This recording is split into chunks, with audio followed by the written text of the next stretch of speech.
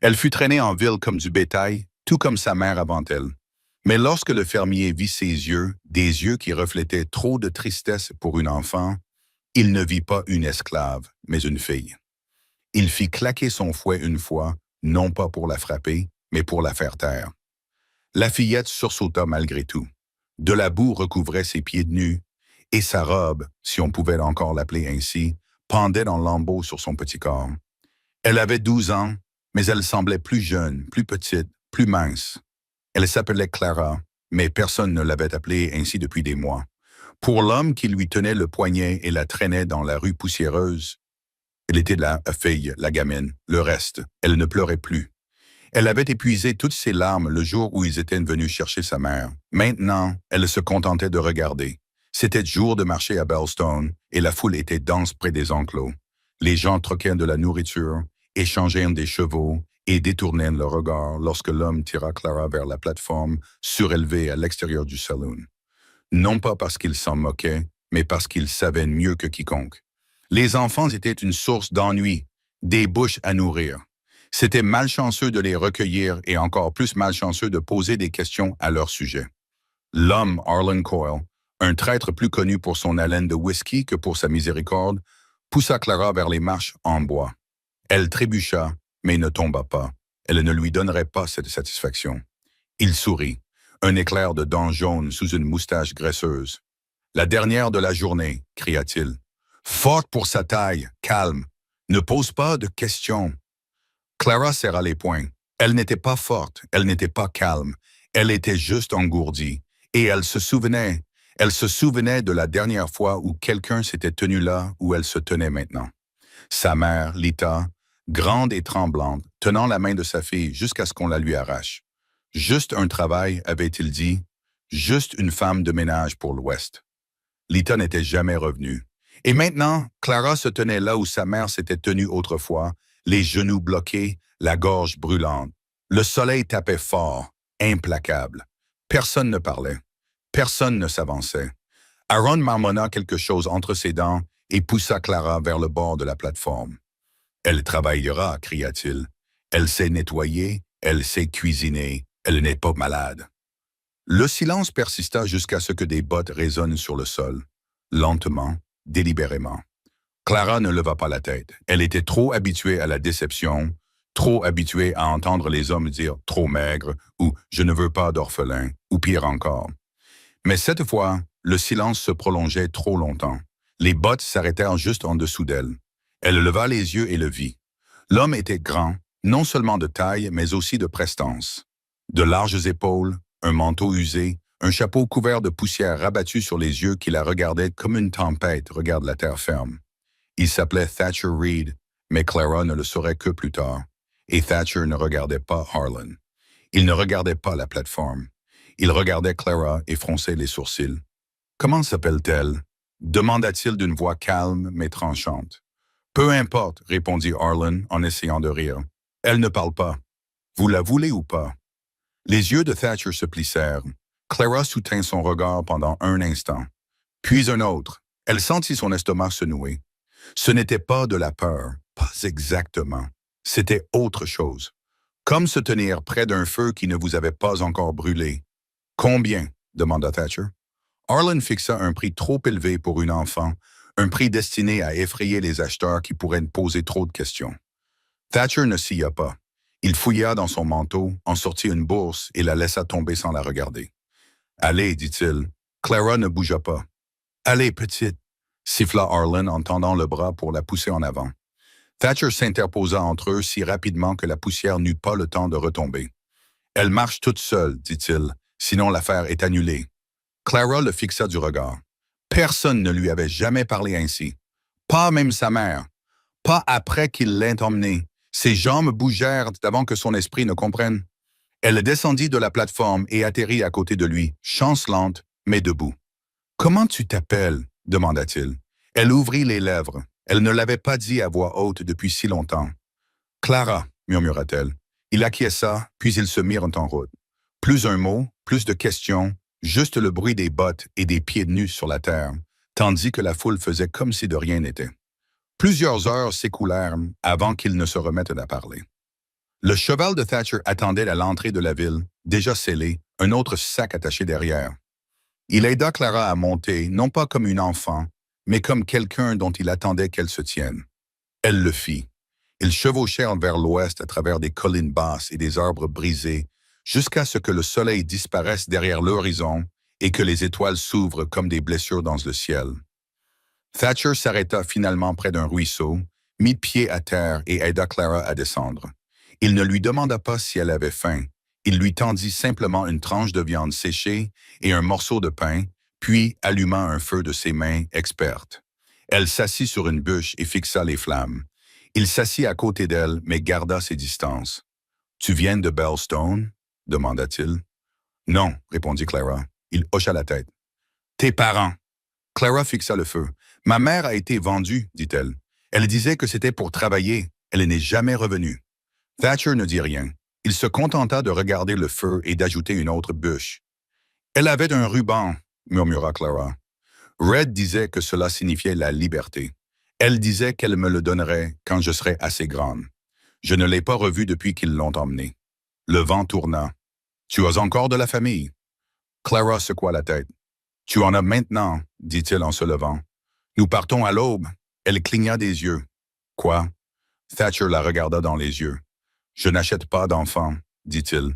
Je les libère. » Sur ces mots, il se dirigea vers le cheval, laissant Clara seule près du feu, serrant le pain plus fort qu'auparavant. Cette nuit-là, elle ne dormit pas beaucoup, non pas par peur, mais parce que son cœur ne cessait de battre à tout rompre.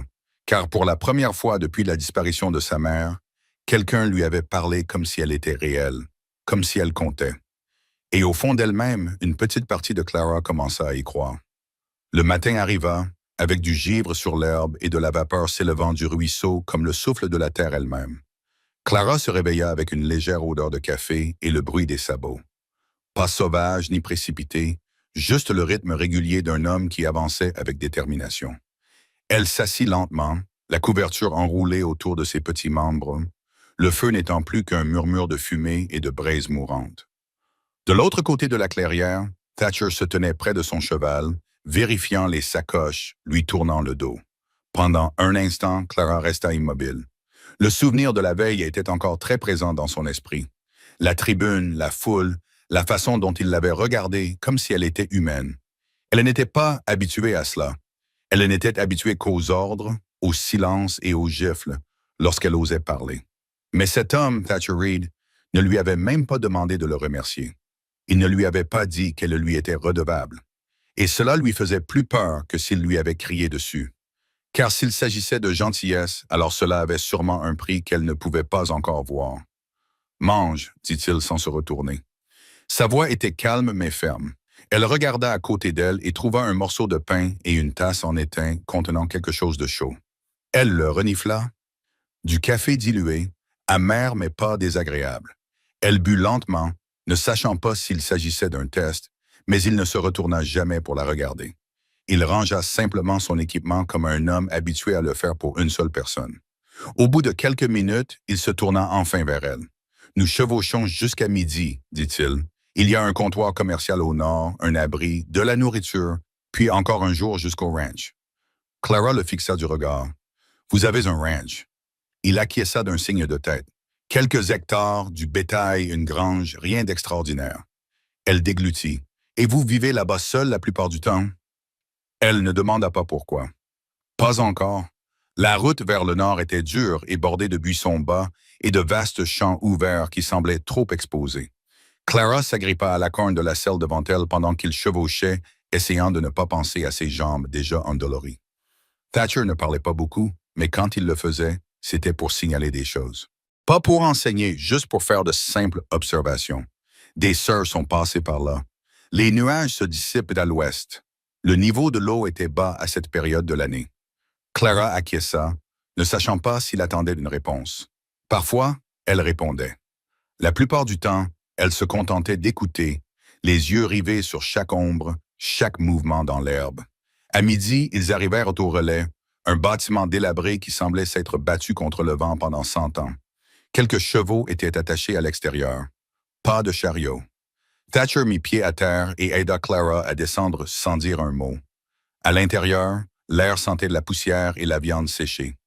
Un vieil homme derrière le comptoir fit un signe de tête à Thatcher, puis regarda Clara avec suspicion. « Vous ne semblez pas être de la même famille, » marmonna l'homme. Thatcher ne sia pas. « Ce ne sont pas vos affaires. » L'homme haussa les épaules et retourna compter ses boîtes de conserve. Thatcher acheta de la farine, du café, des haricots secs et une nouvelle paire de bottes. De petite taille, il les fit glisser vers Clara sans un mot. Elle les regarda, puis le regarda. « Je n'en veux pas. »« Elles se tireront, dit-il. Tes pieds saignent. » Clara baissa les yeux et vit qu'il avait raison. Elle ne l'avait même pas remarqué. La douleur était devenue si normale qu'elle en avait oublié la signification. Ils quittèrent le poste en silence, et elle porta les bottes jusqu'à l'usure. Elle la serrait au début, mais s'assouplirent rapidement. Elle ne cessait de les regarder pendant qu'ils chevauchaient, craignant qu'elles ne disparaissent si elle clignait des yeux trop longtemps. À la tombée de la nuit, ils atteignirent une crête qui surplombait une large vallée. Clara eut le souffle coupé. En contrebas, faiblement éclairé par la lune montante, se trouvaient une petite maison, une grange et un pâturage clôturé. De la fumée s'échappait d'une cheminée et le bruit faible d'un moulin à vent grinçait dans la brise. « C'est là, » dit Thatcher. Clara ne dit rien. Elle avait la gorge serrée. Ils descendirent lentement, le cheval avançant prudemment sur le sentier jusqu'à ce que le terrain s'aplanisse. Thatcher mit pied à terre et ouvrit la barrière pour faire entrer le cheval. Clara resta silencieuse, absorbant chaque détail. Le porche rustique, le tas de bois, le fauteuil à bascule vide tourné vers l'ouest. Il l'aida à descendre, puis s'écarta. « C'est ta maison maintenant, dit-il. » Elle le regarda, les yeux écarquillés. « Mais pas de mes gouttes. Je ne sais pas comment vivre dans une maison. » Il haussa un sourcil. « Tu sais respirer. » Elle acquiesça. « Alors tu apprendras le reste. » Il ne le dit pas gentiment. Il le dit comme un fait, et d'une certaine manière, cela rendait la chose plus facile à croire. L'intérieur de la cabane était simple. Une pièce principale, une cuisine sur le côté, une échelle menant à une mezzanine au-dessus. L'air sentait la fumée de bois et le cuir. Clara entra lentement, craignant de toucher quoi que ce soit. Ses doigts flottèrent au-dessus du dossier d'une chaise, du bord de la table, de la couverture pliée près du feu. Thatcher ôta son manteau, le suspendit à un crochet, puis se mit à préparer un ragoût avec l'efficacité tranquille de quelqu'un habitué à la solitude. Il se déplaçait autour d'elle sans y prêter attention, comme si elle faisait déjà partie des lieux. Elle s'assit à table, il glissa un bol devant elle, et finalement, elle demanda « Pourquoi m'avez-vous emmené ?» Il ne leva pas les yeux. « J'ai vu trop d'enfants vendus, dit-il. Ça ne m'a pas arrêté. J'ai pensé que je pourrais peut-être le faire maintenant. C'est tout. » Il fit une pause, puis la regarda. « Tu avais l'air d'avoir besoin d'un endroit où vivre plutôt que d'un nom sur un acte de vente. » Clara fixait son assiette. Au bout d'un moment, elle murmura. « Il disait que je lui ressemblais. » Thatcher ne demanda pas. « Ma maman. Ils ont dit que j'avais ses yeux et ça a empiré les choses. C'est pour ça que Harlan m'a prise. Il a dit qu'il ne supportait pas la façon dont je le regardais. » Elle se mordit la lèvre. « J'ai pensé que Dieu m'avait peut-être oublié. » Thatcher sursauta. « Ce n'est pas le cas, dit-il, mais certains hommes font semblant de ne pas voir. Ce sont eux qui ont besoin qu'on leur rappelle. » Elle ne savait pas quoi répondre. Après le souper, il lui a montré le grenier. Il y avait un petit lit, des draps propres et une lanterne. Elle a touché la couette comme si c'était de l'or. « Si tu as besoin de quoi que ce soit, a-t-il dit, descends. » Clara a hoché la tête, mais quand l'escalier a craqué sous ses pas, elle l'a appelé. Il s'est retourné. « Est-ce que je travaille ici comme une servante? » Il hésita. « Non. Alors qui suis-je? » Il ne resta pas muet. « Tu es Clara Reed, dit-il. Cela suffit. » Puis il la laissa seule avec ce nom qui résonnait dans ses oreilles comme le plus beau mensonge qu'elle ait jamais entendu. Elle ne dormit pas beaucoup cette nuit-là, non pas par peur, mais à cause de la pensée terrifiante que peut-être, juste peut-être, ce n'était pas un mensonge après tout. Le lendemain matin arriva doux et gris, avec le genre de calme qui s'installe dans les eaux et murmure « Tu es en sécurité maintenant. » Mais Clara ne faisait pas encore confiance à ce sentiment. Elle s'assit dans le grenier, la couette serrée contre sa poitrine, regardant la lumière du soleil se faufiler à travers les fissures des volets. En dessous d'elle, elle pouvait entendre des mouvements, des bottes contre le bois, le grincement de la porte du poêle, le doux cliquetis du fer contre le fer. Ce n'était pas violent, ce n'était pas de la colère. Cela ressemblait à un homme qui commençait sa journée comme il le faisait depuis des années. Elle descendit l'échelle pieds nus, ses bottes à la main. Elle avait trop peur pour dormir avec, craignant que si elle les considérait comme acquises, elles disparaîtraient. Thatcher se tenait devant le poêle, retournant du pain de maïs dans une assiette, la vapeur s'échappant autour de son visage.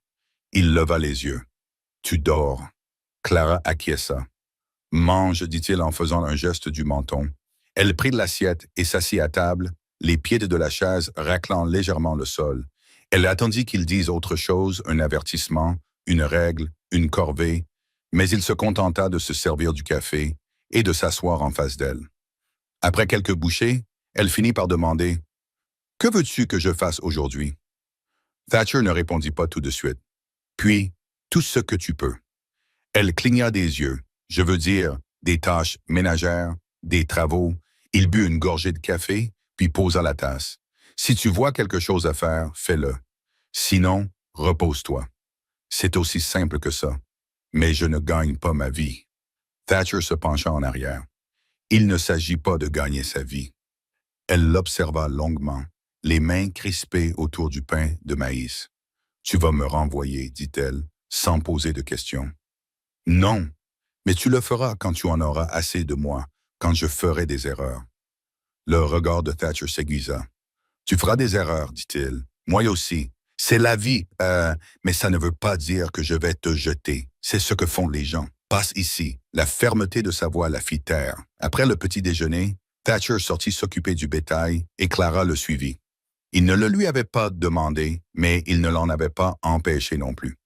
Elle resta à quelques pas derrière lui, le regardant nourrir les chèvres, vérifier les poules, pelleter du foin dans l'étable. Elle prit un balai et balaya l'allée de la grange. Il la regardait sans rien dire. À midi, le soleil avait percé les nuages, projetant de longs rayons dorés sur les champs secs.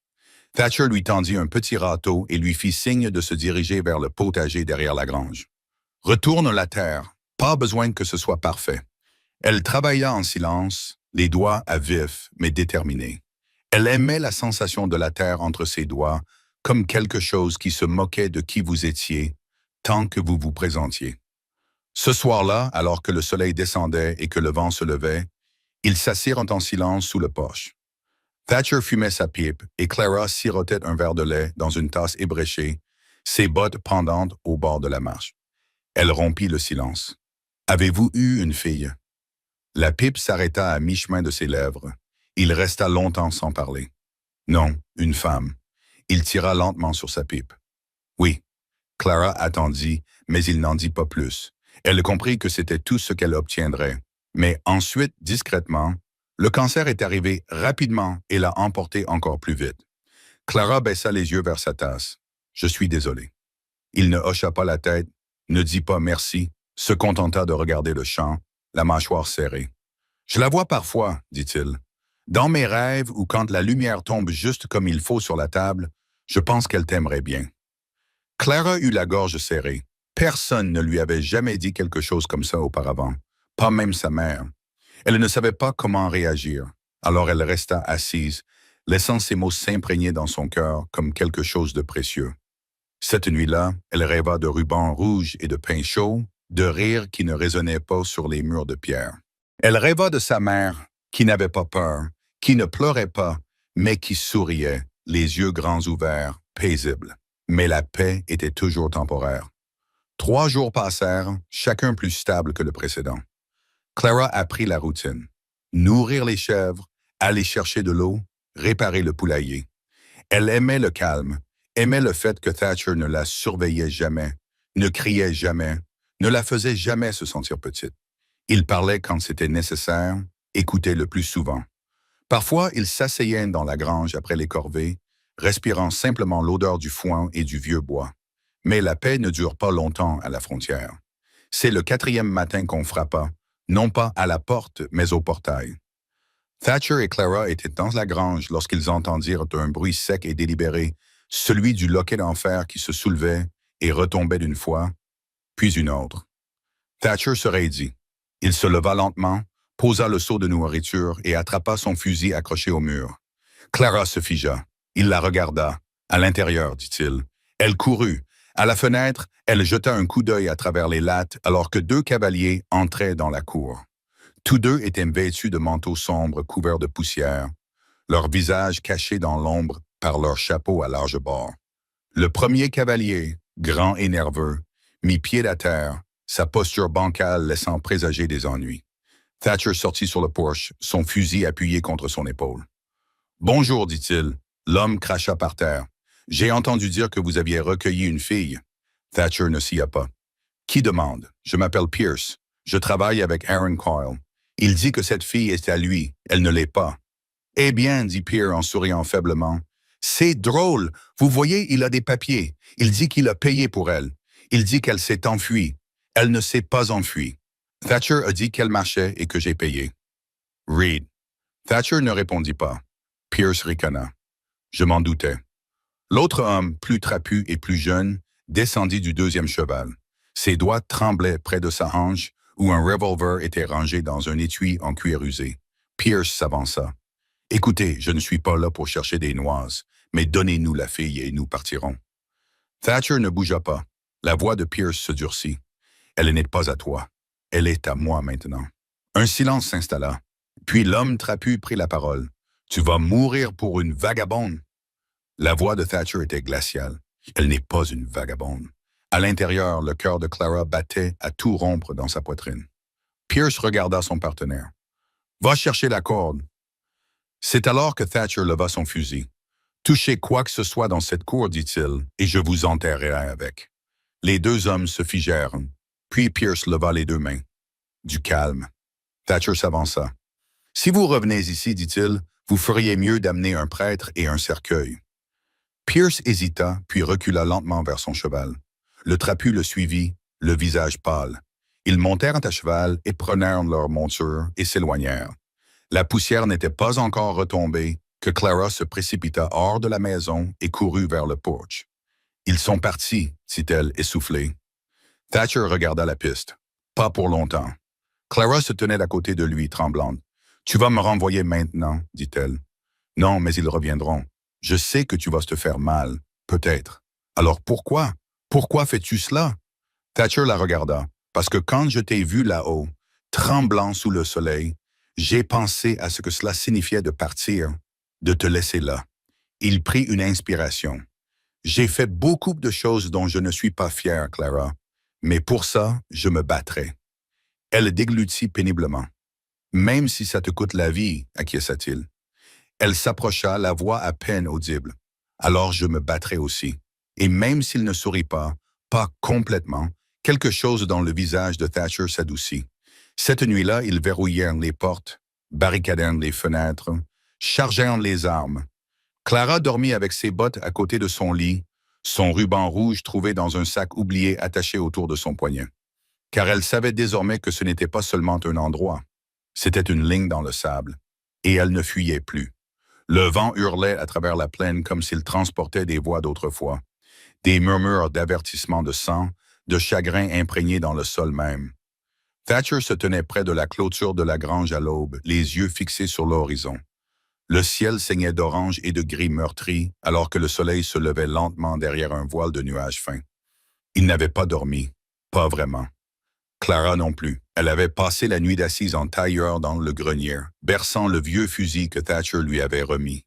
Il était trop grand pour ses bras, trop lourd pour son gabarit, mais elle le tenait comme s'il était la seule chose qui l'empêchait d'être ramené dans le passé. Elle ne demanda pas ce qui allait se passer ensuite. Elle le savait déjà. Les ennuis reviennent toujours lorsqu'ils ont été humiliés, et Thatcher n'avait pas simplement renvoyé ses hommes. Il les avait humiliés. Et des hommes comme eux n'oublient pas l'humiliation. Ils revinrent avec 2 fois plus de fureur et moitié moins de bon sens. Ce n'était qu'une question de temps. À midi, Thatcher avait renforcé la porte, rempli des seaux d'eau, salé de la viande et déplacé des réserves supplémentaires dans la cave. Clara l'aida sans qu'il le lui demande.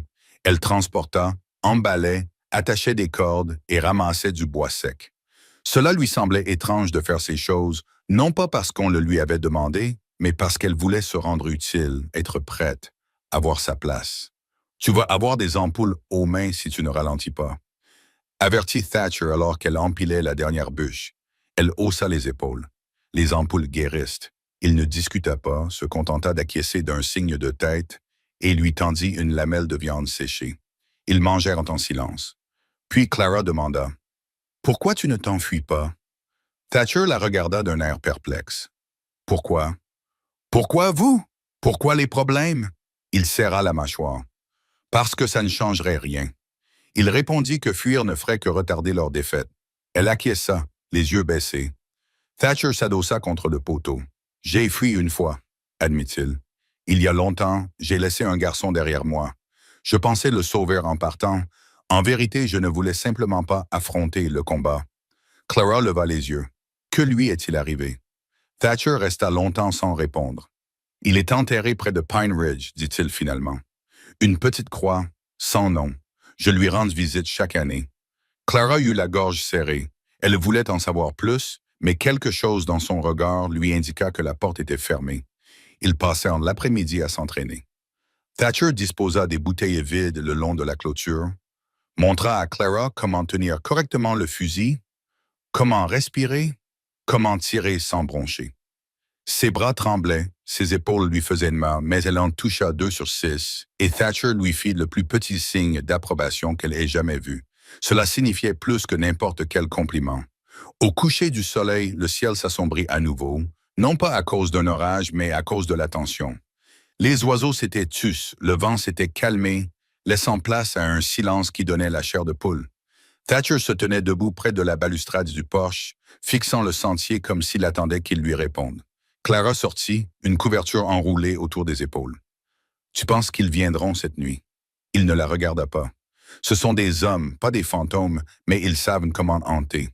Tu les tueras? S'ils essaient de t'emmener, dit-il, ils regretteront de l'avoir fait. » Clara s'approcha, la voix basse. « Tu les tueras même si je te dis de ne pas le faire? » Il se tourna vers elle, puis se retourna complètement.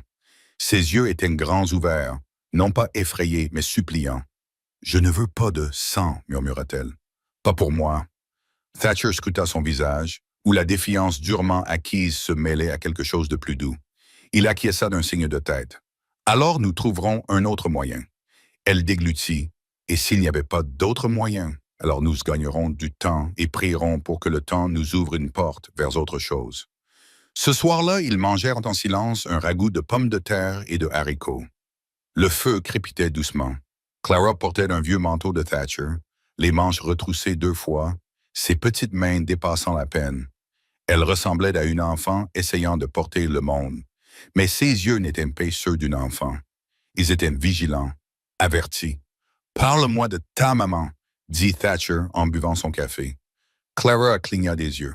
Personne ne lui avait jamais posé cette question. « C'est moi qui te la pose. » Elle fixa son bol. Elle était forte.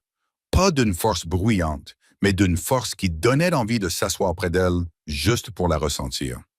Elle chantait quand elle travaillait. Pas des chansons avec des paroles, juste des sons qui semblaient appartenir au vent. Clara sourit faiblement. Elle confectionnait des robes à partir de sacs de fleurs. Elle disait que même si le monde ne nous donnait que des miettes, nous pouvions quand même marcher la tête haute. Elle disait que les belles choses n'avaient pas besoin d'autorisation pour exister. Thatcher écoutait sans l'interrompre. « Ils l'ont emmenée, » dit Clara, la voix serrée. « Ils ont dit qu'elle aurait plus de chance dans l'Ouest, qu'elle enverrait de l'argent, mais elle ne l'a jamais fait, et je sais pourquoi maintenant. » « Elle ne t'a pas abandonné, » dit Thatcher doucement. « Non, » acquiesça Clara. « On l'a emmenée. » Il y eut un long silence. « Je ne veux pas être comme elle, » murmura-t-elle.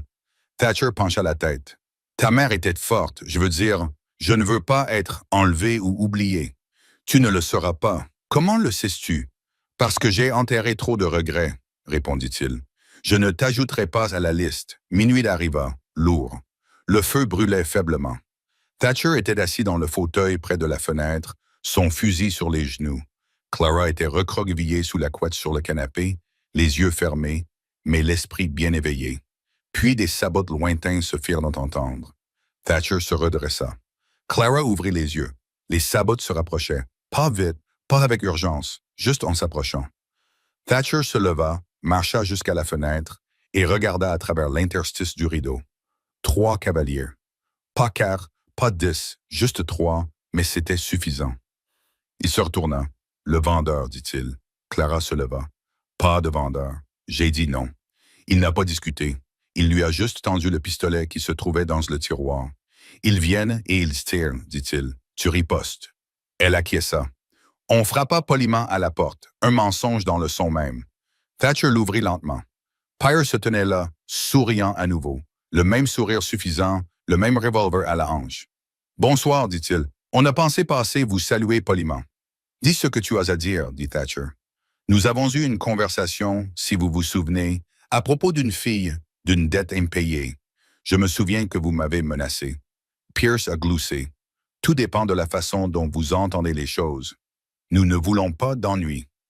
Thatcher est sorti sur le porche, le fusil toujours à la main. Alors continuez votre route. Mais voyez-vous, a dit Pierce en s'approchant, les ennuis vous ont déjà trouvé, vous et les gens d'ici. Ils n'apprécient pas beaucoup les hommes qui hébergent des voleurs. Qui est-elle censée avoir volé? Demanda Thatcher.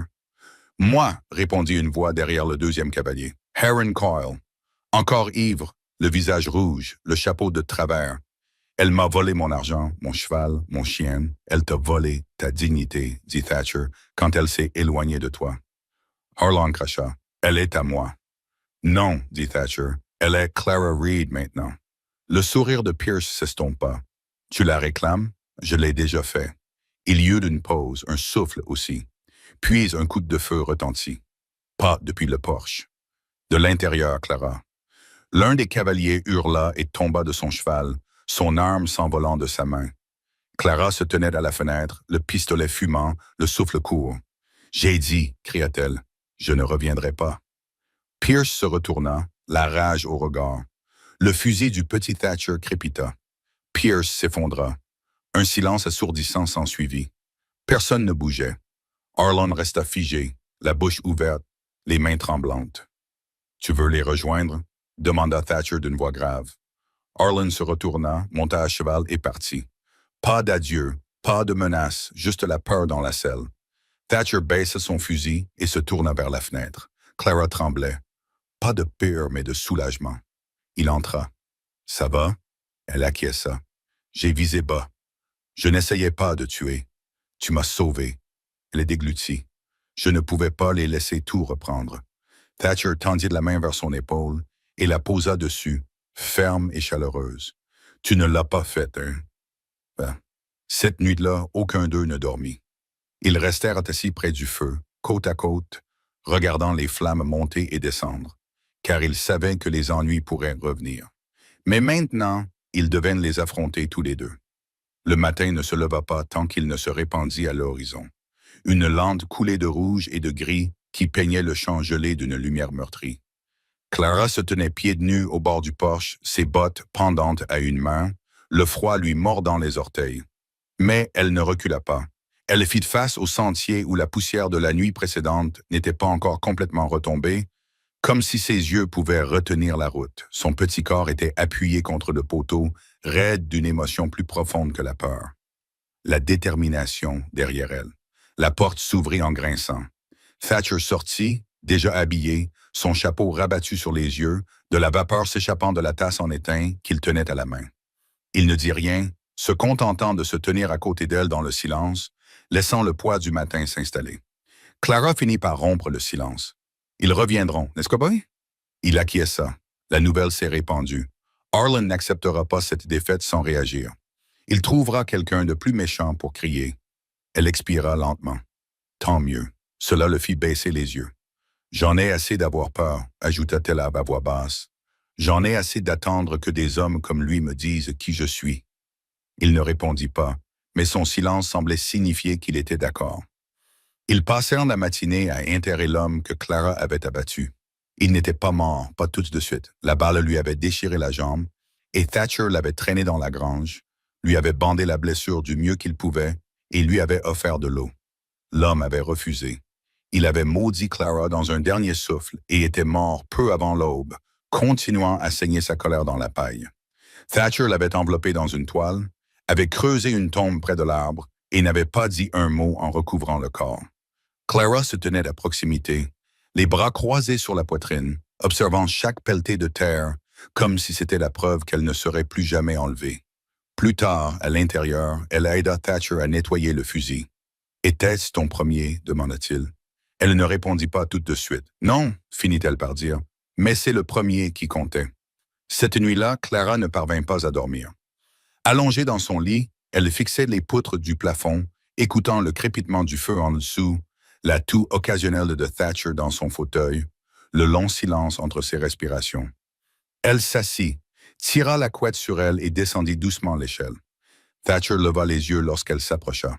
« Je n'arrête pas de le voir, dit-elle, assise par terre près du feu. Son visage, la façon dont il est tombé. Tu ne l'as pas tué par haine, dit Thatcher. Tu l'as tué parce que tu devais le faire. Je ne voulais pas. Aucune personne honnête ne le ferait. » Elle le regarda. « Tu as déjà voulu le faire? » Elle acquiesça. Il fixa les flammes. « Une fois. Tu l'as fait? » « Non, dit-il, mais j'ai voulu le faire et j'y pense encore. Tu regrettes de ne pas l'avoir fait? » Thatcher serra les mâchoires. « Je regrette la raison pour laquelle j'ai voulu le faire. » Ils restèrent assis en silence pendant un long moment. « Je n'arrête pas de penser à maman, » murmura Clara. « Comment elle m'aurait prise dans ses bras après un truc comme ça? Elle passait ses doigts dans mes cheveux très lentement quand je pleurais. Elle disait que c'était comme démêler les nœuds dans la semelle. Thatcher eut la gorge serrée. Elle serait fière de toi. Elle aurait peur pour moi. Peut-être, mais elle serait quand même fière. Clara appuya sa tête contre le pied de la chaise. « Je peux rester ici? Je veux dire, pour toujours. » Il la regarda. La lumière du feu dansait dans ses cheveux, projetant des ombres sur ses joues. « C'est ta maison, dit-il, aussi longtemps que tu le souhaites. Et si je pars un jour, je surveillerai le sentier jusqu'à ton retour. » Elle ne répondit pas, mais sa respiration se stabilisa. Elle s'endormit là, sur le tapis, le feu réchauffant ses orteils, le sentiment de sécurité l'enveloppant plus étroitement que n'importe quelle couverture.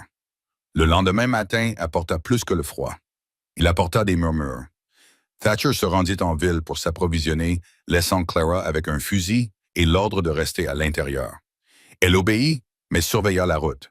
Lorsque Thatcher revint, son visage était plus sombre qu'elle ne l'avait jamais vu. « Que s'est-il passé? » demanda-t-elle alors qu'il descendait de selle. « Rien pour l'instant, répondit-il, mais ça va arriver. » Il rapportait plus que de la farine et du café.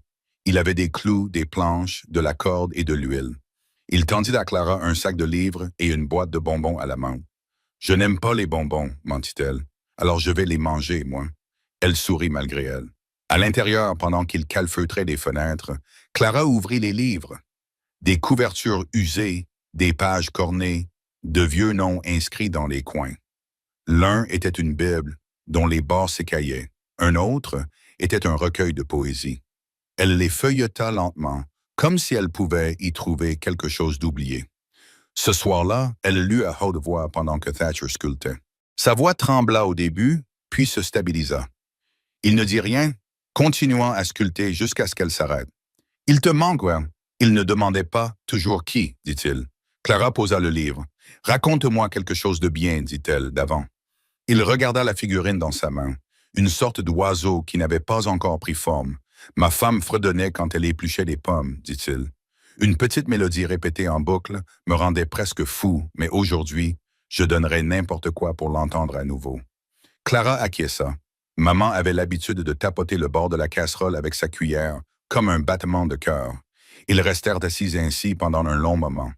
Mais comme toujours, la paix n'était que temporaire. Le lendemain, Thatcher ne revint pas de la grange. Clara attendit jusqu'à ce que le soleil soit bas, jusqu'à ce que les ombres s'allongent plus qu'elle n'aurait dû. Puis elle partit à sa recherche. Elle le trouva affalé contre la stalle la plus éloignée, une main serrée contre son flanc, du sang sointant à travers sa chemise.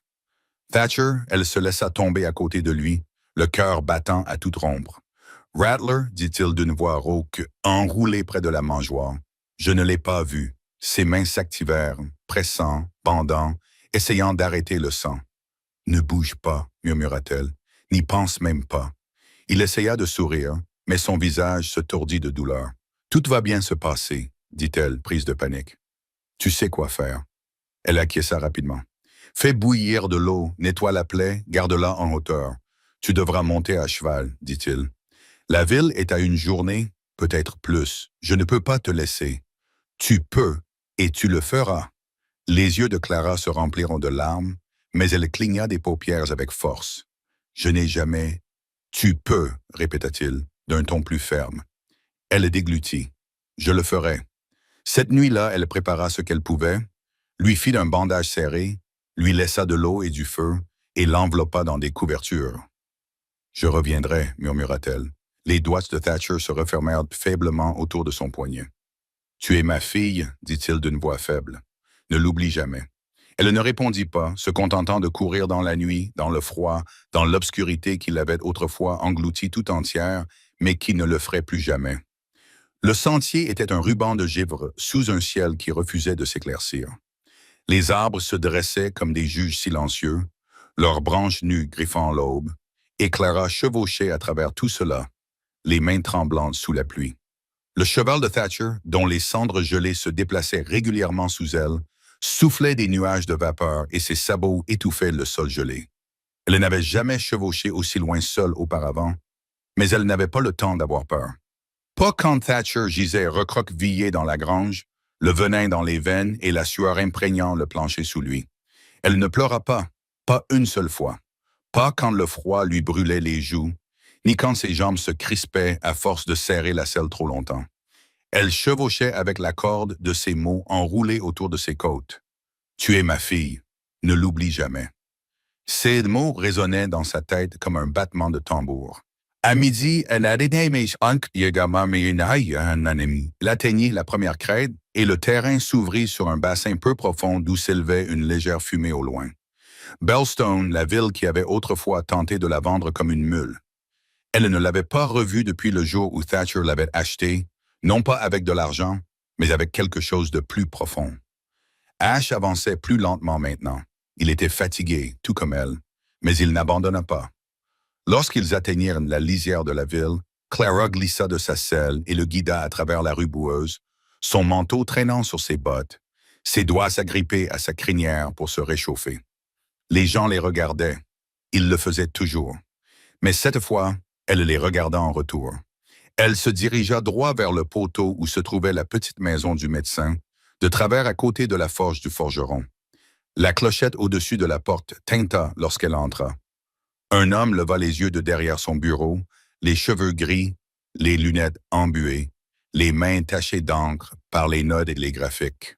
« Oui. » Clara s'avança. « J'ai besoin d'aide. Il y a eu une morsure de serpent. Il a de la fièvre, des gonflements. Il ne peut pas monter à cheval. » Le médecin plissa les yeux. « Qui? » « Thatcher Reed. » Cela changea l'atmosphère. L'homme se leva lentement. Il est toujours là-bas. « Oui, s'il vous plaît. Je suis venu seul. Il ne s'en sortira pas si nous ne rentrons pas aujourd'hui. » Le médecin se frotta la mâchoire. « C'est un long trajet. J'ai amené son cheval. Le mien est plus robuste. Vous pouvez le monter. Il a de l'endurance. Il m'a porté jusqu'ici pendant toute la nuit. » Il ne posa pas d'autres questions. Il se contenta d'acquiescer et commença à rassembler le matériel nécessaire. Une trousse en cuir contenant des flacons, des bandages, une petite boîte en fer marquée d'une croix. Il bougeait avec le calme et l'urgence de quelqu'un qui avait déjà fait cela auparavant. Clara attendait, la gorge serrée, les yeux fixés sur la porte. Puis celle-ci s'ouvrit à nouveau et tout s'arrêta.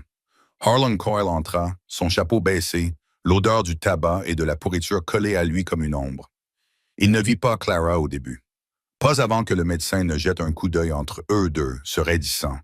Puis Harlan regarda et sourit. « Tiens, mais c'est la petite Corneille qui revient à la maison. » Clara recula d'un pas, la main instinctivement tendue vers le petit couteau dans sa botte. « Je ne suis pas venu pour toi, dit-elle. »« Non. » Il s'approcha. « On dirait que tu es revenu frapper à ma porte.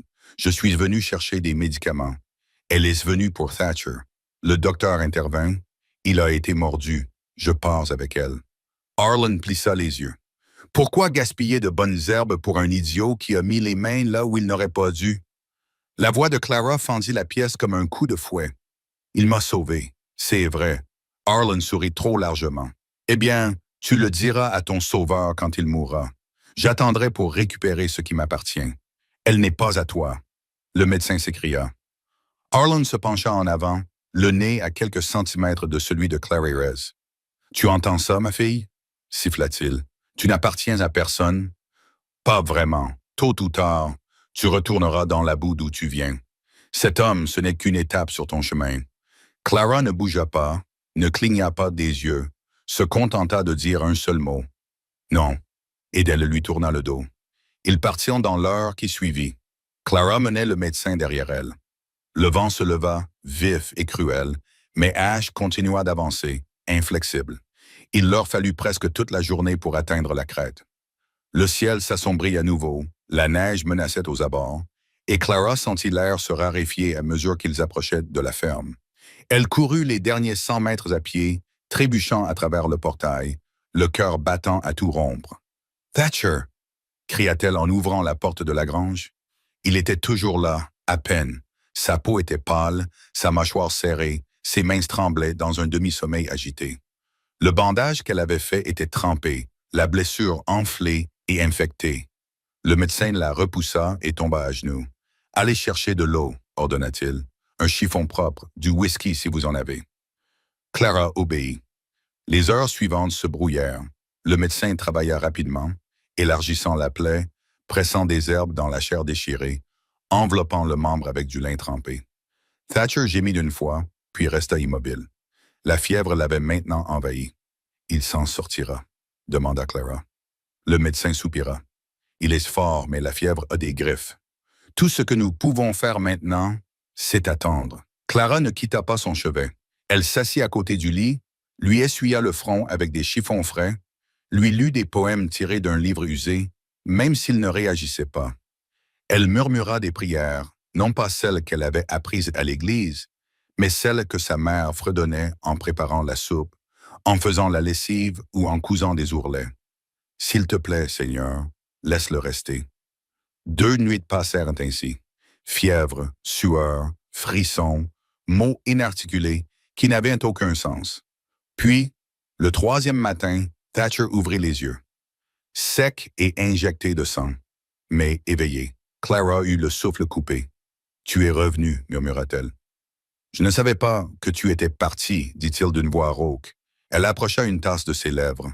De l'eau, il but, toussa, sourit faiblement. « Tu es venu seul. » Elle acquiesça. Il la fixa longuement. « Brave fille, » murmura-t-il, et ce fut tout ce qu'il parvint à dire avant que le sommeil ne l'emporte à nouveau. Le médecin resta un jour de plus, puis fit ses bagages. Il aura besoin de repos pendant des semaines, mais il survivra. Clara se tenait à la porte lorsqu'il monta à cheval. « Merci, dit-elle. » Il souleva son chapeau. « Vous êtes plus courageuse que la plupart des hommes que j'ai connus. » Puis il s'éloigna dans la neige. Clara rentra, s'assit près du feu et fixa les flammes. Elle se sentait vide, comme si la peur avait brûlé si fort qu'il ne restait plus que des cendres et des nerfs. Mais sous la surface, au plus profond d'elle-même, il y avait quelque chose de nouveau. Pas seulement l'instinct de survie. Elle s'occupait seule du ranch, nourrissait les chèvres, coupait du bois, préparait les repas. Thatcher observait depuis la fenêtre, faible mais en voie de guérison. Chaque jour, il restait éveillé plus longtemps, parlait un peu plus.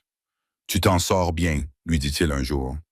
Clara ne répondit pas, car elle ne faisait pas cela pour être félicitée. Elle le faisait parce que cet endroit, cet homme, avait désormais une signification pour elle. Ce n'était pas une étape, c'était une ligne à ne pas franchir. Et elle était prête à se battre pour cela. Mais les combats ne s'annoncent pas toujours à l'avance. 2 semaines plus tard, alors que Thatcher était encore trop faible pour se lever, Clara trouva le ruban. Rouge et filoché, attaché à la balustrade du porche comme un drapeau. Un message. Elle se figea. Thatcher le vit aussi depuis la fenêtre. Son visage se durcit. « Ils arrivent, » dit-il. Clara acquiesça. Cette fois, ils ne frapperaient pas. Ils viendraient tout prendre, et elle serait prête. Le ruban rouge flottait dans le vent comme un avertissement laissé par des fantômes. Silencieux, délibéré, sans équivoque. Clara ne le toucha pas. Elle se contenta de le fixer du regard. La balustrade du porche où il était accroché avait été poncée par le temps, usée par des mains à la fois gentilles et cruelles. Elle portait désormais un message plus clair que n'importe quelle balle. « Nous arrivons et tu nous appartiens. » Elle recula dans la cabane et ferma la porte sans un mot. Thatcher s'assit dans le fauteuil près du feu, les jambes recouvertes d'une couverture, un fusil sur les genoux.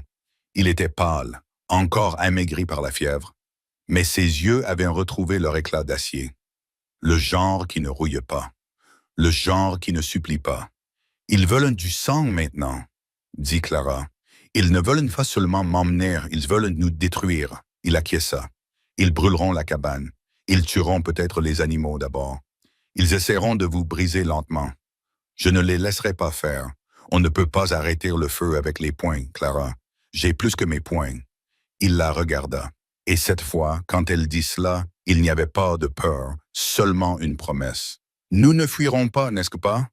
Non, dit Thatcher d'une voix basse, nous resterons. Elle se déplaçait dans la cabane comme un fantôme avec un marteau, silencieuse, concentrée, construisant des défenses là où il n'y en avait jamais eu auparavant. Elle imbiba des chiffons de kérosène et les rangea dans des bouteilles. Elle cloua des lattes sur les fenêtres, elle creusa une tranchée autour du porche et la remplit de cailloux pointus et de morceaux de verre brisés. Chaque mouvement la rendait plus alerte. Chaque tâche transformait la jeune fille en quelqu'un d'autre. Thatcher la guidait entre deux moments de repos. Il lui montra comment réinitialiser les pièges près de l'arbre, comment placer un miroir près de la fenêtre pour voir les deux côtés de la cour. Il élabora un plan avec des bâtons et des pierres sur la table, comme sur un champ de bataille. « Tu ne défends pas seulement d'une maison, lui dit-il. Tu défends un nom. » Cette nuit-là, Clara tressa ses cheveux et noua un ruban rouge à l'extrémité, non pas en signe de capitulation, mais de défi. S'ils venaient de la chercher, ils verraient la couleur et se souviendraient de celle qu'ils avaient tenté de briser et qui tenait toujours debout. Le lendemain se passa dans le silence. Pas de visiteurs, pas de chevaux, juste le vent et le faible bourdonnement de la peur. Clara vérifia les pièges 2 fois, aiguisa les couteaux, chargea toutes les armes à feu de la maison.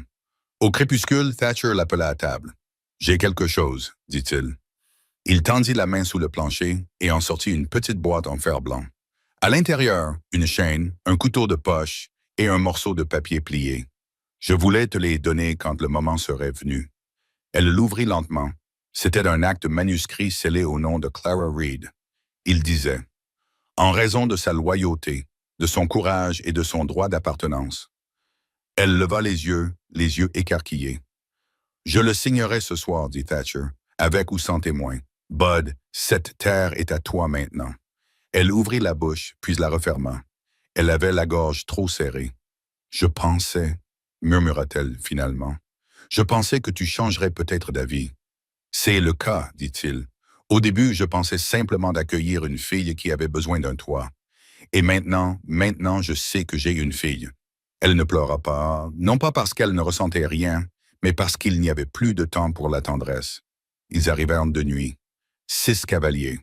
Pas de torche, pas un mot, juste le bruit soudain des sabots et celui du cuir des selles claquant dans le froid.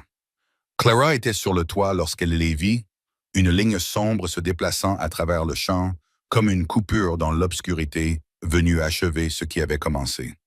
Elle se glissa à côté de la fenêtre du grenier, le cœur battant à tout rompre. Thatcher était assis dans le fauteuil, un fusil à la main, le canon pointé vers la porte. « À vos postes, murmura-t-il. Clara se déplaça comme de la fumée. Ils arrivèrent en force. D'abord, ils tirèrent sur les poulets. Pas par erreur, mais intentionnellement, pour faire du bruit, pour la faire paniquer. Puis vint le push. 2 cavaliers montèrent sur les planches comme s'ils en étaient déjà les propriétaires. Thatcher tira une fois. Le premier homme tomba face contre terre. Le second esquiva, riposta et toucha le cadre de la fenêtre à quelques centimètres de la tête de Clara. Elle ne broncha pas. Elle riposta. L'homme hurla et tomba en arrière dans la cour. Quelqu'un alluma une torche et la lança sur le toit. Clara était déjà là. Elle l'éteignit avec une couverture mouillée, puis laissa tomber une bouteille en verre sur l'attaquant en dessous. Elle éclata en flammes. Il hurla. Un autre homme entra rapidement par l'arrière, un couteau à la main. Mais Thatcher vit son ombre dans le miroir. Il tira à travers le mur. L'homme ne se releva pas. Il en restait 3. Ils se regroupèrent derrière la grange. Clara pouvait les entendre crier. Des plans, des menaces, des malédictions. Elle rampait dans le vide sanitaire et se glissa hors de la cave à légumes, faisant un grand détour. Ses bottes ne faisaient aucun bruit dans l'herbe gelée. Elle s'approcha à moins de 20 pieds avant qu'il ne la remarque. Elle leva son fusil. « J'ai un acte de propriété à mon nom, dit-elle. Vous avez brûlé cet endroit, et vous n'êtes pas seulement des intrus, vous êtes des voleurs. » L'un d'eux se retourna, le frère de Pierce, grand et cruel comme lui, une cicatrice sur la mâchoire. « Tu n'es qu'une fille. » Claire tira. La balle l'atteignit à l'épaule, le faisant tourner sur lui-même. Les autres s'enfuirent, des lâches dans l'obscurité. Elle les accompagna jusqu'à la clôture, fusil levé, cœur battant. « Je ne suis plus une fille, dit-elle. Je suis Clara Reed. » Ils disparurent dans les arbres. De retour à la cabane, le feu brûlait faiblement. Thatcher était pâle mais vivant. 4 hommes gisaient, ensanglantés, dans la cour. L'un d'eux gémissait encore. Clara le traîna jusqu'à la grange, banda sa blessure, lui laissa de l'eau et un morceau de pain. « Tu partiras à cheval quand tu le pourras, dit-elle, et tu diras à Aaron que la prochaine fois, je ne raterai pas mon coup. » L'homme acquiesça, les yeux écarquillés, avec quelque chose de plus profond que la peur. C'était du respect. Elle retourna à la maison juste au moment où le soleil éclatait dans le ciel, teintant le ciel de rose et d'or. Thatcher dormait, le fusil toujours posé sur ses genoux. Elle le retira doucement de ses mains et l'appuya contre le mur. Dehors, le vent avait tourné. La paix était revenue. Pas une paix empruntée, mais méritée. L'aube qui suivit ne rugit ni ne hurla. Elle expira. La lumière envahit la vallée comme une promesse, lente et timide, touchant les arbres d'or et embrassant le givre jusqu'à le faire pleurer. Clara s'assit sous le porche, les genoux serrés contre sa poitrine. Elle avait le manteau de Thatcher sur les épaules. Son visage était maculé de suie. Ses mains étaient écorchées, mais elle s'en moquait, car elle avait tenu bon. Elle n'avait pas fui. Elle n'avait pas été enlevée.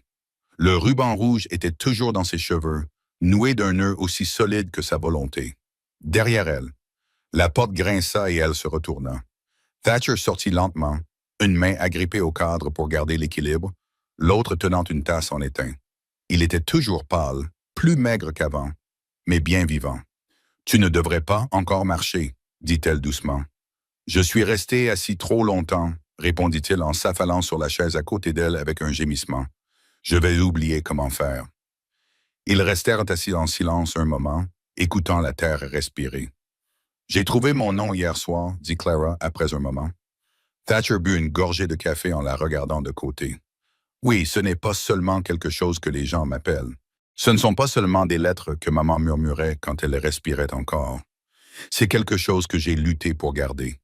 Quelque chose que j'ai gagné. » Il acquiesça. « C'est à toi maintenant, à l'encre et dans la poussière. »« Lis, dit-elle à nouveau plus lentement. « J'aime la façon dont ça sonne dans ma bouche. Tu devrais, marmonna-t-il, assez têtu pour en être un. » Elle sourit, pas largement mais profondément. Ils regardèrent le soleil monter plus haut, brûlant l'ombre et ce qui restait de la terreur de la nuit.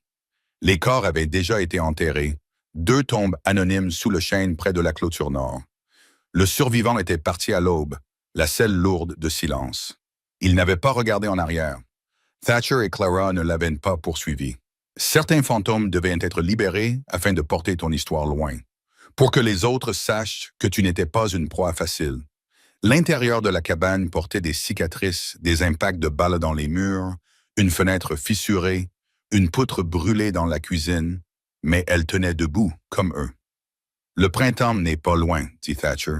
Clara pencha la tête. « Comment le sais-tu? »« Les oiseaux, » répondit-il. « Ils chantent différemment quand le froid s'atténue. »« Je ne les entends pas. » Il sourit faiblement. « Tu les entendras. » Plus tard dans la journée, ils entrèrent dans Bellstone, sans se cacher, sans se faufiler, mais fiers et le dos droit.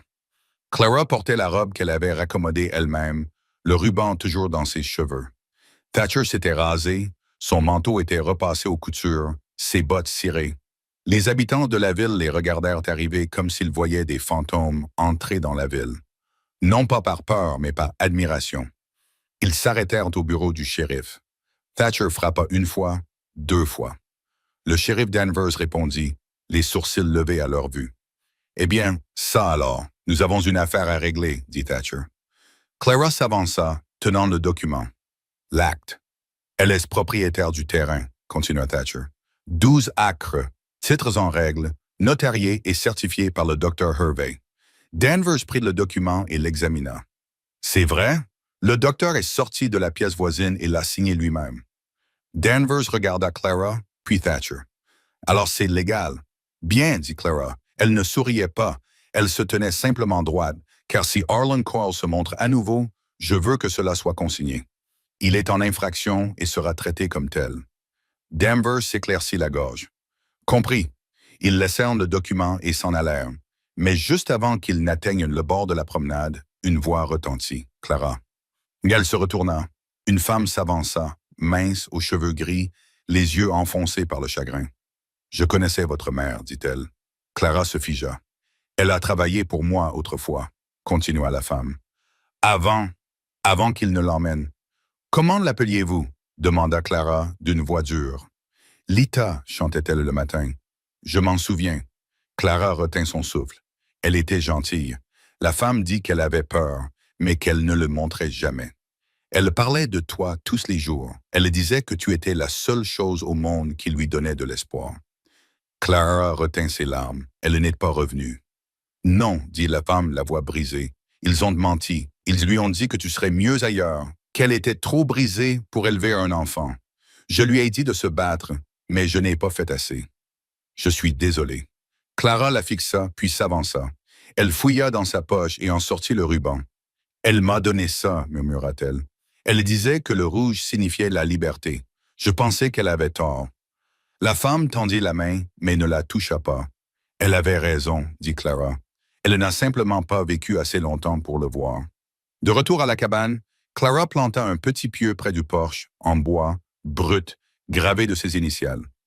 À côté, un autre LR pour Lita Reed, non pas parce qu'elles avaient une tombe, mais parce qu'elles avaient besoin d'un endroit pour se souvenir.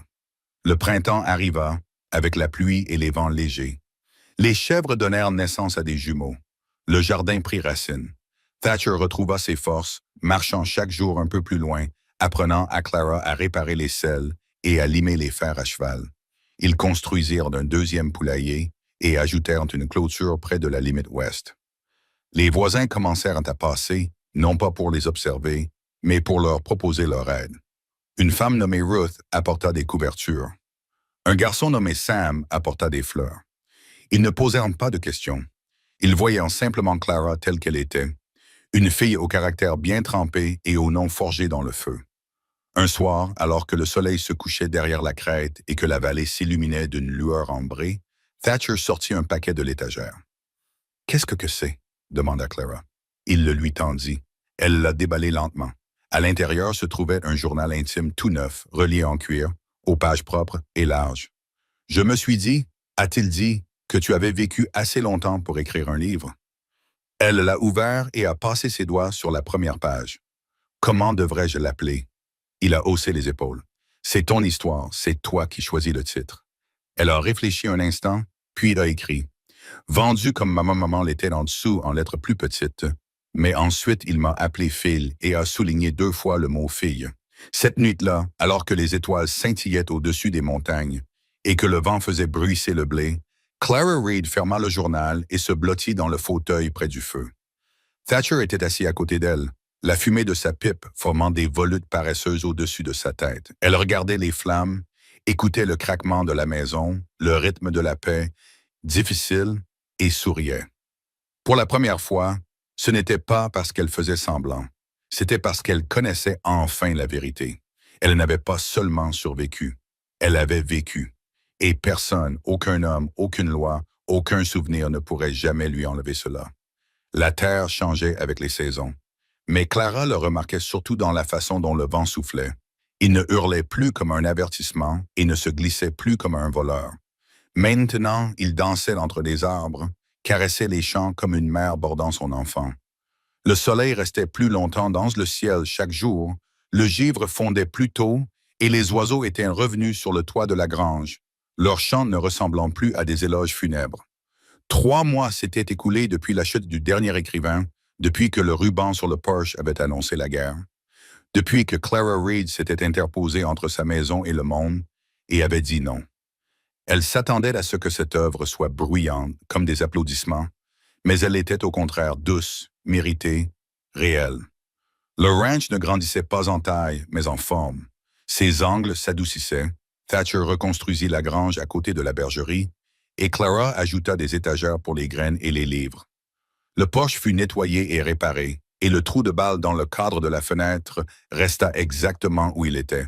Un rappel, non pas de la peur, mais de ce qui avait été surmonté. Chaque matin, Clara parcourait le périmètre à cheval, non plus par peur, mais par habitude. Elle chevauchait pour se rappeler que la terre leur appartenait, que les arbres s'inclinaient toujours au vent et qu'aucune botte n'avait foulé leur sol depuis le dernier enterrement. Clara s'immobilisa en plein élan, le seau de piège dans la main se balançant. Que dit-elle? Il lut en silence, puis plia lentement la lettre et leva les yeux. « Tu as été convoqué. » Son cœur s'arrêta de battre. « Pourquoi? » « Pour témoigner contre Aaron. » Clara retint son souffle. « Il l'accuse, demanda-t-elle. Thatcher acquiesça. Esclavage, fraude, enlèvement, et plus encore. Une pause. Il ne reverra jamais la lumière du jour s'il l'attrape. Elle s'assit lourdement. Je pensais que c'était fini. Ce n'est jamais fini, dit-il doucement. Mais cela peut être terminé. Le procès devait se tenir à Large Hollow, une ville située à 4 jours de cheval au sud. Clara ne discuta pas. Elle fit ses bagages, confia le chien à Thatcher et monta sur Ash sans se retourner. La route lui était désormais familière, elle n'était plus pleine d'ombre. Elle s'arrêta à Bellstone en chemin, entra dans le magasin général et acheta des clous, du pain, du fil et du tabac. Le commise ne dit rien jusqu'à ce qu'elle se retourne pour partir. « Alors soyez prudente, mademoiselle Reed. » Elle souleva son chapeau. Large Hollow était plus grande que Bellstone, plus animée, plus bruyante, pleine de regards, de chariots et de paroles. Clara trouva facilement le palais de justice. Il se dressait comme une épine rouge au centre de la ville, haut et fier. À l'intérieur, l'air était lourd de chaleur, de sueur et de jugement. Elle fut appelée à la barre le 2e jour. Aaron était là. Il semblait plus petit, plus mince. Ses yeux n'avaient plus la même flamme, seulement de l'amertume. Elle prêta serment, les mains fermes. Le juge lui demanda de parler. Elle s'exécuta. Elle leur raconta tout. Comment il l'avait enlevée après la disparition de sa mère. Comment il avait vendu d'autres personnes. Comment il avait essayé de la vendre. Comment il était venu la reprendre de force. Elle ne pleura pas. Elle ne cria pas. Elle dit simplement la vérité. Quand elle eut terminé, la salle d'audience était silencieuse. Puis quelqu'un à l'arrière applaudit. Un applaudissement, puis un autre. Le juge frappa son marteau, mais il était trop tard. Clara Reed avait dit ce qu'elle avait à dire, et le monde l'avait écouté. Aaron fut condamné le lendemain matin. 25 ans. Clara ne resta pas pour le verdict. Elle était déjà en route pour rentrer chez elle. Le chemin du retour fut calme. Au ranch, Thatcher l'attendait avec un ragoût sur le feu et une nouvelle chaise sous le poche. « Je me suis dit que tu aurais besoin d'un endroit où t'asseoir et réfléchir, » dit-il. C'était le cas. Ce soir-là, ils s'assirent côte à côte, le ciel s'embrasant dans le crépuscule. Jonah était couché à ses pieds, le vent apportait l'odeur du blé et des pains. « Tu as réussi, » dit Thatcher. Clara secoua la tête. « Nous avons réussi. » Il la regarda. Elle fixait de l'horizon. « Je veux recommencer à écrire. »« Tu devrais. Je veux raconter des histoires qui ne se terminent pas dans la douleur. » Il acquiesça. « Mais je veux aussi m'en souvenir, » ajouta-t-elle. « Ne pas oublier, juste mieux le supporter. »« Tu y arriveras, » dit-il. Les étoiles apparurent, lentement, brillantes, sûres. Elle ouvrit son journal et écrivit une nouvelle page. Cette fois, elle intitula le chapitre 1. Clara Reed ne fut plus jamais vendue. Et en dessous, elle l'écrivit. Elle fut choisie et elle resta. Oi! Boa! Não vai mais ter trono, arrombado! Se foi cinemático no trono, vai ter que desfazer! O que aconteceu? Explodiu o trono do Macedão! Tá explodido! Tá na cara dele! Eu quero explodir mais coisa, eu quero explodir mais coisa! Vamos explodir mais coisa, vamos explodir mais coisa! Vamos explodir mais coisa! Essa torre aqui, tem essa torre aqui. É a Mulher-Aranha. Spider-Girl. Ah, eu quero explodir coisas de valor pra ele. O que deve ter valor pra ele? O trono deve ter valor pra ele, ele é egocêntrico. O que mais que deve ter valor pra ele? Não sei, ele pode ter alguma coleção de disco, de alguma coisa que ele gosta de ouvir. Duvido ele não teria esse bom gosto.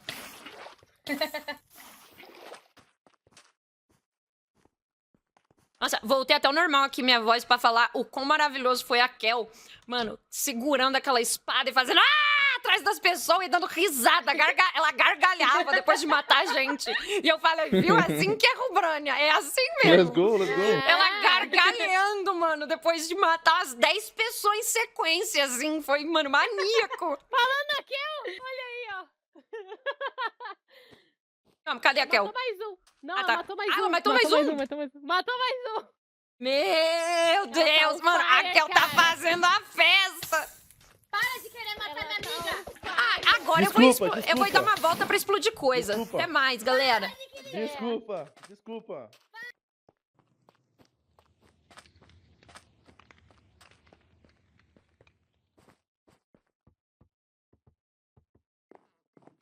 Pô, eu vou ter que dar play de novo nessa música, que essa música chama Matar ou Morrer, sabe?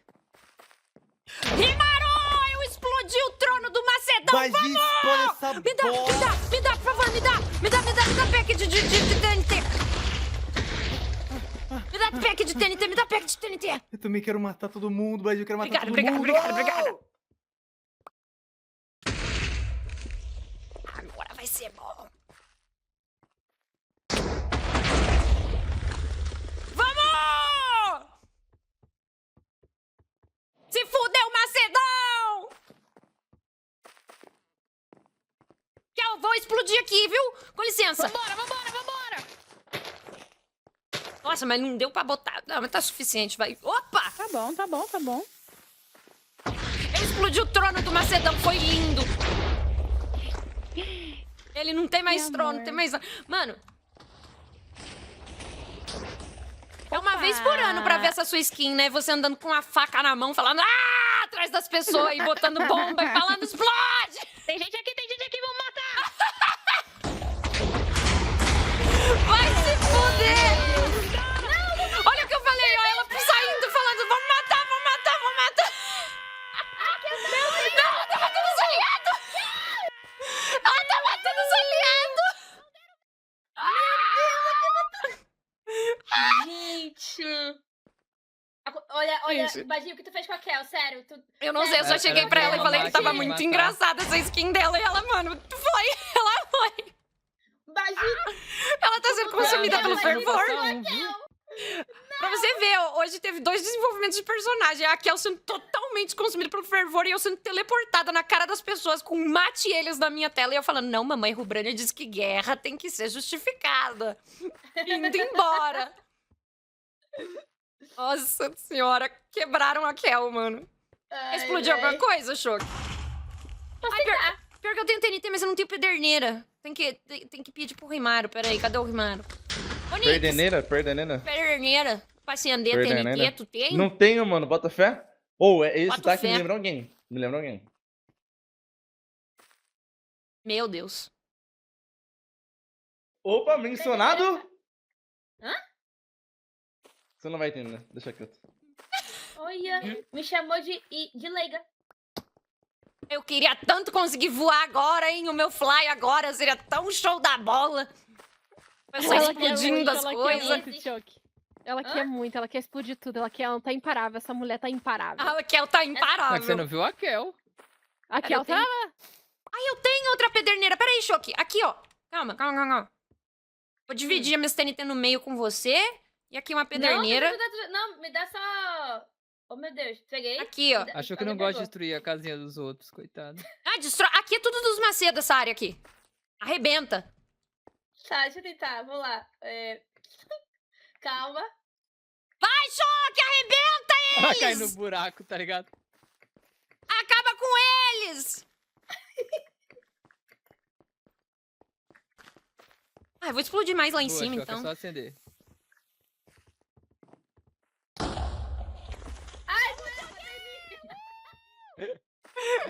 Os gritos de alegria depois de explodir a TNT. Opa! Casinha dos Macedo aqui! Cadê, Bagi? Cadê todo mundo? Aqui, Nuno, aqui, ó! Você faz assim, ó.